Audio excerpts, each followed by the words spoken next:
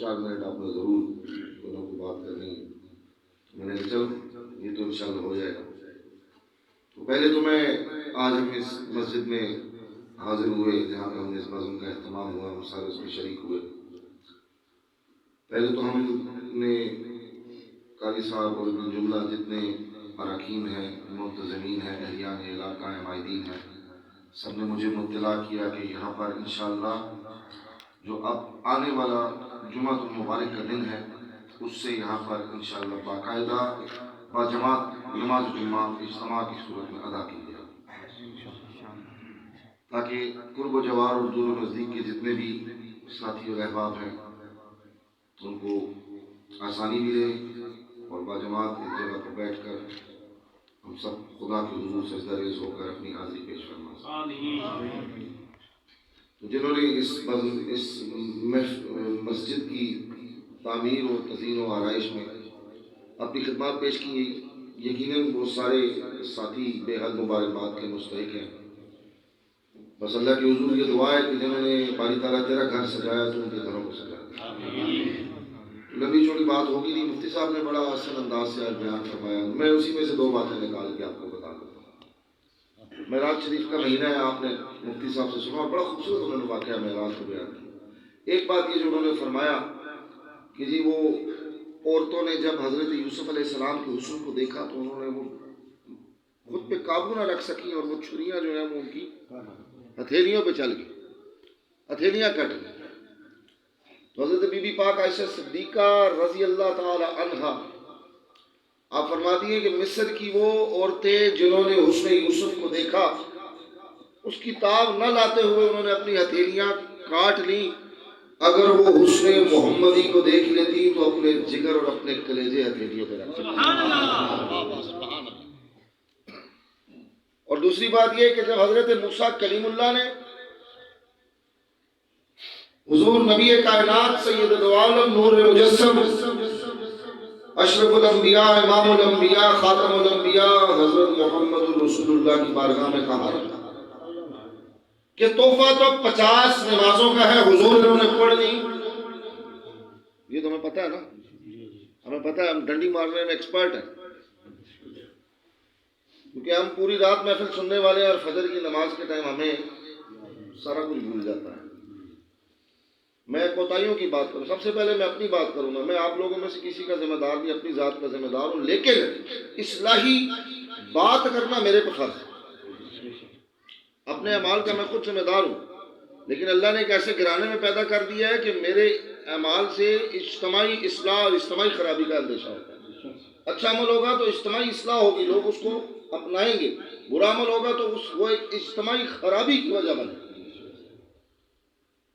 لیکن ہمارا چونکہ ویسے بھی عمل کی طرف تو ہم ذرا کم ہی جاتے ہیں اور جانا بھی ہم نے کم ہے. تو حضرت موسیٰ کلیم اللہ نے حضور کی بارگاہ میں کہا کہ انہوں نے کوئی نہیں پڑھنی تھی، حضور آپ ذرا کم ہی کرا لیں.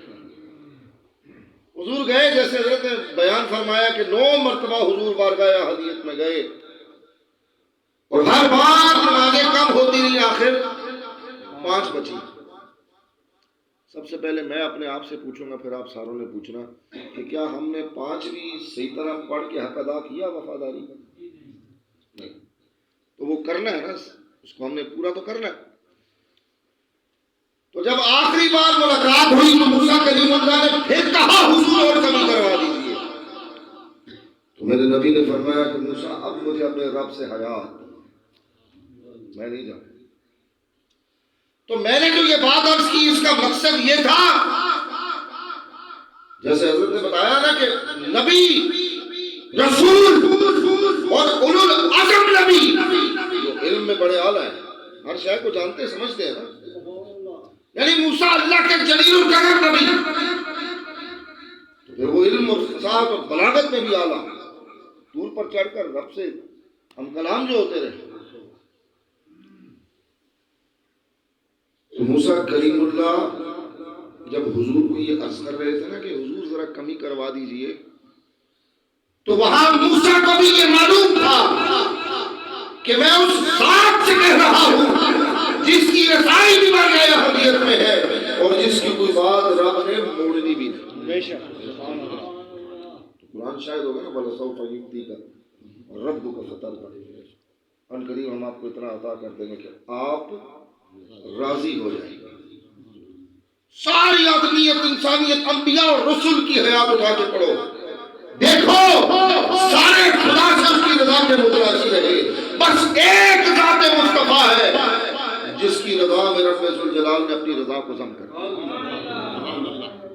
سب نے اللہ سے اس کی رضا مانگی ہے، کوئی آتش نمرود میں جل کر اس کی رضا کو حاصل کر رہا ہے، بات طویل ہو جائے گی۔ کوئی طور پر چڑھتا ہے اور طور پر چڑھنے کے بھی اللہ نے قواعد سکھائے، موسیٰ نہیں، صدا بلند کرنی ہے، نالین اتارنے، پھر آنا ہے، پھر آنا ہے، آواز بلند کرنی ہے، مجھے پکارنا ہے، میں رب ہوں، میری مرضی میں بولوں نہ بولوں۔ اچھا موسیٰ اگر علم و حکمت، علم و عرفہ، کتاب و حکمت، یہ کوئی بھی بات سیکھنی ہے نا، تو پھر نالین اتارو، طور پر آؤ، صدا بلند کرو، میں رب، میری مرضی، میں بولوں نہ بولوں۔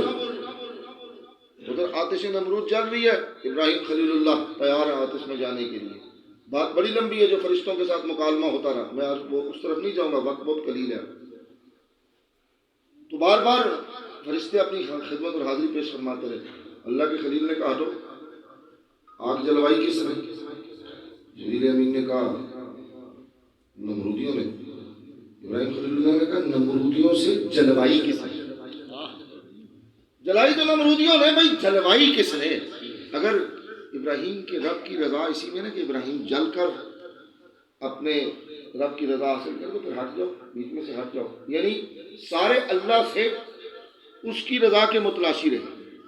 اب موسیٰ کلیم اللہ کو اللہ نے کہا طور پہ آ کر مجھ سے بات کر، میری مرضی میں بولوں نہ بولوں، نالین اتار کے آنا، اور اپنے محبوب کو اللہ نے کہا کہیں آنے جانے کی ضرورت ہی نہیں، مکے کی گلیوں میں ہوگے، مدینے کے محلوں اور کوچوں میں ہوگے تو جبریل وہیں پر حاضر ہو جائیں گے، حجرے میں استراحت فرماؤ گے تو اب میرے محبوب جبریل وہاں پہ حاضر ہو جائیں گے، کہیں آنے جانے کی ضرورت نہیں۔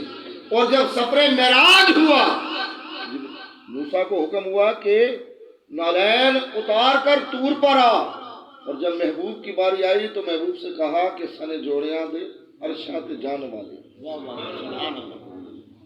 کہ جوڑوں سمیت آ جاؤ۔ اور وہ ایک بڑا خوبصورت، میں نے ایک مصرع پڑھا تھا جو مجھے پورا یاد نہیں ہے لیکن میں ضرور سناؤں گا، کہ جب حضور نے نالین کے ساتھ حضور تشریف لے گئے نا، تو یہ سمادی اور اعلان ہو گیا کہ آپ نالین سمیت تشریف لے آئیے کہ یہ عرش بھی طالب نالین ہے، چوم لینے دیجئے کہ یہ عرش بھی بے چین ہے۔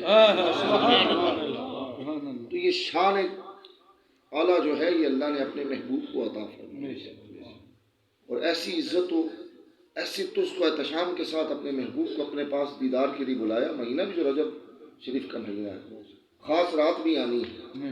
جب کیا ہوا، جب رب نے اپنے محبوب کا دیدار کیا اور حضور نے اپنے رب کا دیدار کیا، کسی اور نے دیکھا ہی نہیں رب کو، صرف حضور نے دیکھا۔ اور ایک بڑی اور لطیف بات، جب اللہ نے تخلیق مصطفیٰ فرمائی نا، اللہ نے فرمایا کہ بتاؤ میں میرے محبوب میں آپ کو کیسا بنا، تخلیق کیسا کروں؟ حضور نے فرمایا باری تعالیٰ جیسے تیری رضا تو مجھے تخلیق کر دے۔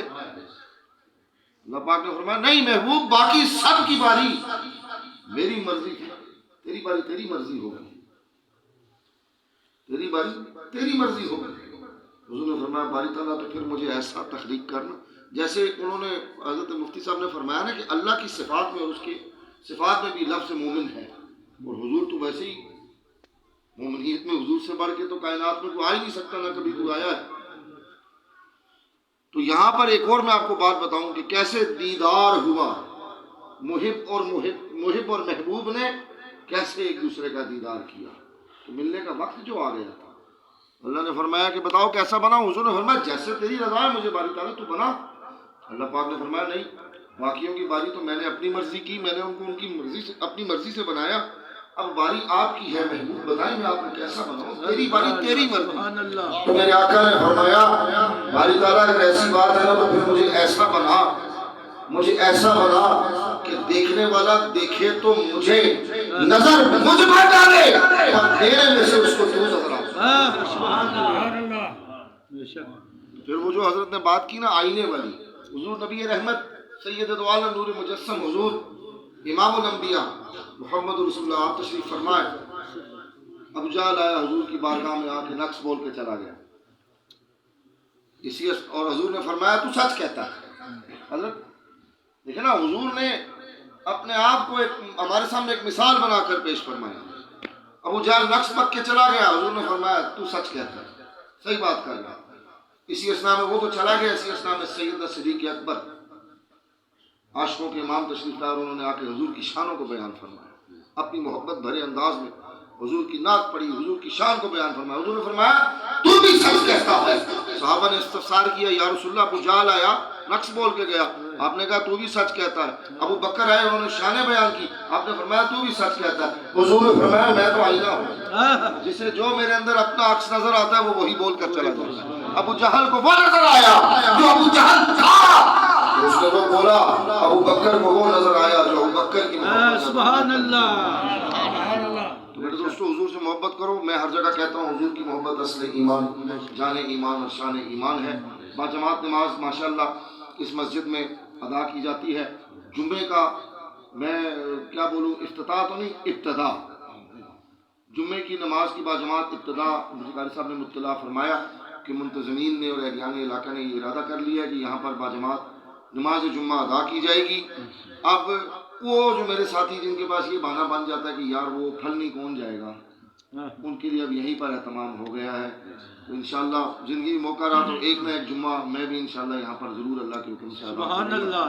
تو اللہ کریم ان ساتھیوں کے اوپر اپنا کرم فرمائے جنہوں نے اس محفل، اس مسجد کی تزئین و آرائش اور تعمیر و توسیع میں اپنی خدمات پیش فرمائی، اور آج یہ محفل سجی۔ یقین کریں کل کی محفل بھی بے مثال تھی، وہ تو واقعی بے مثال تھی، اور آج بھی بڑی باکمال۔ سبحان اللہ۔ وہ بے مثال تھی، یہ باکمال۔ واہ واہ۔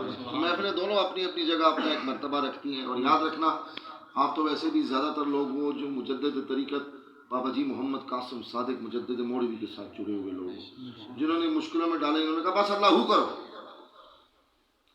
اللہ ہو کرو اور نبی سے محبت کرو، حضور کی غلامی میں آ جاؤ، ساری منازل طے کر جاؤ گے، سارے مقام پا جاؤ گے۔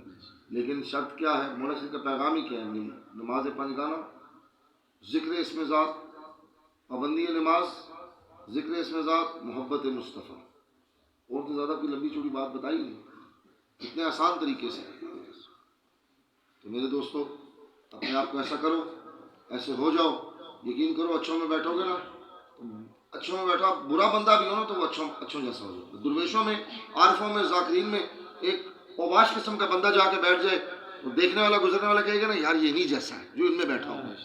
اور ایک بڑا، جیسے کہتے ہیں نا کہ بارش، اور ایک بڑے اعلیٰ کردار اور گفتار کا مالک بندہ اوباش لوگوں میں بیٹھ جائے تو دیکھنے والا کیا کہے گا؟ یہ نہیں جیسا ہے۔ اچھوں میں ہو جاؤ، اچھے بن جاؤ، تاکہ تم یہاں بھی اچھوں میں شمار ہو، آگے بھی اچھوں میں شمار ہو، کیونکہ ہم تو اس شیخ کامل، اس شیخ طریقت، اس ولی کامل حضور بابا جی محمد قاسم صادق مجدد موڑوی کے مرید ہیں، اس امین الامت پیر محمد زاہد خان ولی کے غلام ہیں، اور بالخصوص ہمارا ہاتھ تو اس شیخ کامل میں ہے جسے امام العارفین پیر آفتاب احمد قاسمی صبغت اللہ کہا۔ سبحان اللہ۔ آپ لوگوں نے تو ان کو دیکھا ہے، بہت ساروں نے ان کو دیکھا ہوگا، میرے وہ دادا نہیں، میرے وہ پیر و مرشد و پیشوا تھے۔ یقین کرے وہ بھی بے مثال ہے۔ ہمارا تعلق تو ان کے ساتھ ہے جنہوں نے ہمیں سکھائی ذکر ہے، جنہوں نے ہمیں سکھائی اعلیٰ کردار ہے، ہمیں سکھائی اعلیٰ اخلاق ہے، اعلیٰ گفتار ہے، جنہوں نے ہمیں سکھائی محبت مصطفیٰ اور غلامی۔ سبحان اللہ۔ زندگی کا لمحہ لمحہ اس میں گزارے۔ اب انشاءاللہ باجماعت نماز ادا ہوگی، پہلے اذان دی جائے گی، پھر سنتیں ادا ہوں گی، پھر انشاءاللہ ہم باجماعت نماز ادا کریں گے۔ اس سے پہلے ایک شعر صلاۃ و سلام کا ہوگا، تھوڑا سا ذکر پاک ہوگا، دعا، اس کے بعد نماز، اور پھر اختتام۔